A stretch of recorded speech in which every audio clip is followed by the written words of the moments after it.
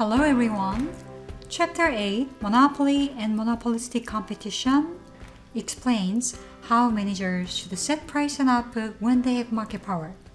So you recall that market power implies you as a manager can influence or change market prices, as you are the only producer, which is monopolist or one of the few or several competitors in the market.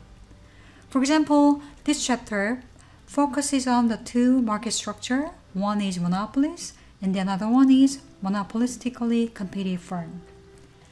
So for example, with monopoly power, the firm's demand curve, as is the only seller of a product, is the entire market demand curve, which imply there are no close substitutes, and also the market is protected from entry by the other companies. So in the case for monopolies in production, this chapter also introduces a common pricing strategy which is called cost plus pricing, and also it explains what happened with pricing and quantity decision for multi-product monopolist, which is a case of monopolist produces different products across multiple markets.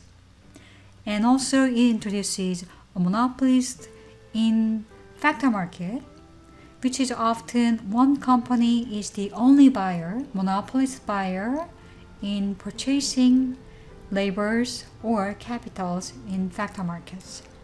So this monopolist can be also explained by the same principle or analytical tools that we apply for monopolists in output market.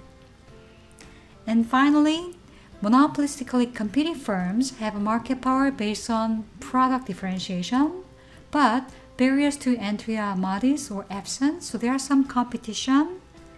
Therefore, managers still have some market power, but they must deal with intermarket rivals.